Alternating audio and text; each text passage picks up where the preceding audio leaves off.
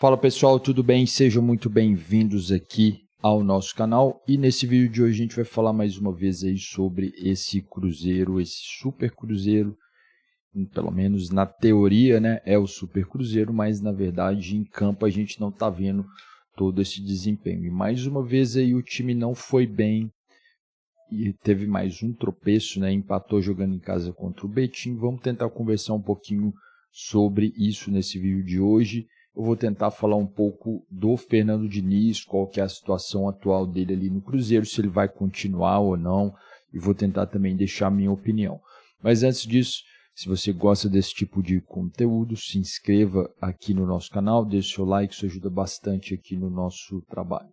Pois bem, pela rodada 3 do Campeonato Mineiro, e agora já não tinha aquela desculpa, estamos jogando com um time misto, estamos jogando com um time meio reserva, meio titular, o jogador está voltando de pré-temporada, não tinha muito essa desculpa, porque já era o jogo da terceira rodada, quando o Cruzeiro desembarcou em Belo Horizonte, voltando dos Estados Unidos, onde fez sua pré-temporada lá na FC Series, né? Acho que agora o nome do torneio é esse, né? Antigo Florida Cup. Foi a primeira rodada, e aí o Cruzeiro, jogando com um time misto, conseguiu vencer a equipe da Tombense lá no Mineirão com o gol do Bolassi. E aí depois fizeram um jogo lá em Brasília contra o Atlético, então tinha toda essa questão, né? Mais uma viagem, não é tão longa assim essa viagem de avião de BH até Brasília, mas de qualquer maneira tem um certo desgaste, né? Ali de mais uma viagem. Mas se bem que falar de BH a Brasília ali de voo deve ser ali 1 hora no máximo, né? Então é bem tranquilo. Aí, no entanto, vamos dizer, coloca ali o aeroporto, a questão de chegar antes, preparar um embarque, ali vai demorar um pouco mais, mas de forma geral não é uma viagem longa. E aí não tiveram um desempenho bacana, né? Perderam lá para o Atlético jogando mal, né? Vamos dizer, não criaram nada, mas ainda se tinha aquela desculpa, né? Poxa, é uma equipe organizada, o Atlético, é um jogo do Cruzeiro que está começando a temporada, e aí contra o Betim a expectativa era muito grande. O Betim é um estreante no Campeonato Mineiro, e vou dizer que não é uma equipe das piores, é uma equipe que está ali organizada, mas é um time com um elenco bem limitado e medíocre, né? Não no sentido medíocre no sentido de não ter ali jogadores de nome, jogadores de peso, que recebem grandes salários, né? É uma equipe bem modesta ali do futebol mineiro, né?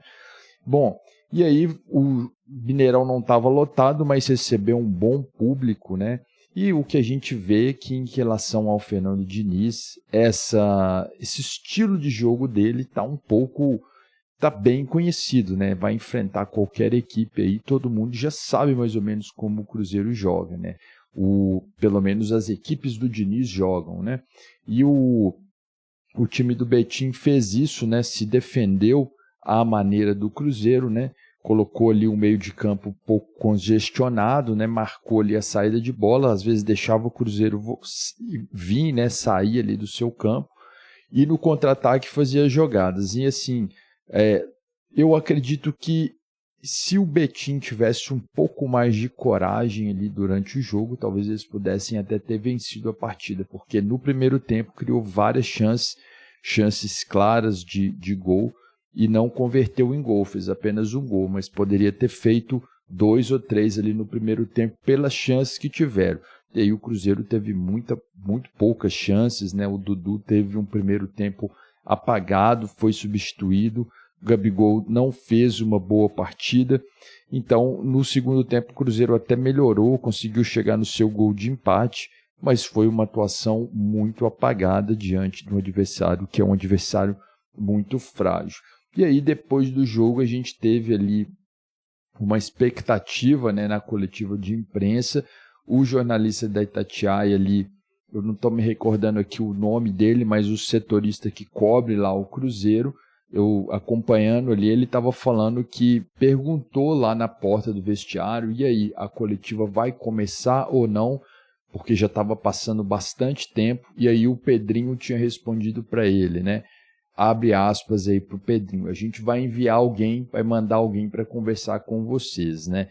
Então, parecia que o Fernando Diniz seria demitido ali no vestiário mesmo, que não iria voltar, mas não foi o que aconteceu. 1h20 depois, o Fernando Diniz apareceu na coletiva como técnico do Cruzeiro, com o uniformezinho lá da comissão técnica, e respondeu ali algumas perguntas dos jornalistas, né? Alguns ali, a gente vê hoje que na imprensa tem muito essa questão, às vezes não tem nem jornalista ali que vai fazer uma pergunta realmente contraditória, que vai ter uma opinião diferente, porque isso é importante para a gente saber ali um pouco do que está acontecendo, mas às vezes você vai nessas coletivas, são mais caras que são ali setoristas do clube, né? Então os caras vão ali chover no molhado, ter uma opinião muito parecida. E ali tinha vários que eram setoristas do clube, né? E daí a pergunta era sempre aquela, jogando a pressão para cima do Fernando Diniz, né? Perguntando se ele daria conta de ficar ali,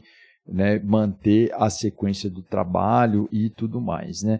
Bom, terminou isso aí, né? No sábado, aquelas perguntas, o Fernando Diniz sendo meio evasivo lá nas respostas, não falando muito direto as coisas. E aí no domingo a gente teve a notícia aí, né? Do jornalista Jaeci Carvalho, que ele é jornalista até do estado de Minas, é um cara que está há muitos anos aí nesse meio esportivo, né, cobrindo o jornalismo esportivo, falando que a diretoria do Cruzeiro já tinha chegado à decisão de que o Fernando Diniz vai realmente sair do Cruzeiro e que ele vai ficar ali no cargo até que a diretoria consiga outro treinador para assumir ali a sua posição. Bom, de maneira geral, o que eu penso a respeito dessa situação é o seguinte, né? O Cruzeiro se tornou uma SAF, tem um investimento de SAF, mas às vezes se comporta como um time ali amador, né?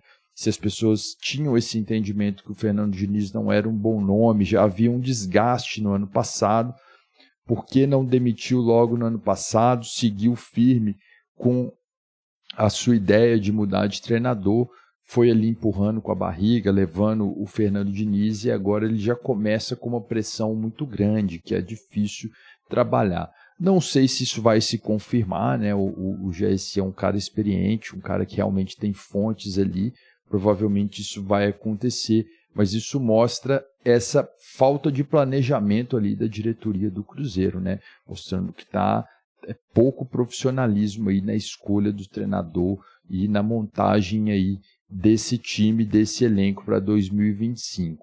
Muito midiático, mas na prática pouco prático, né? Bom, eram essas as minhas impressões. Deixe aqui nos comentários a sua opinião. Eu fico por aqui. Um abraço a todos e até a próxima.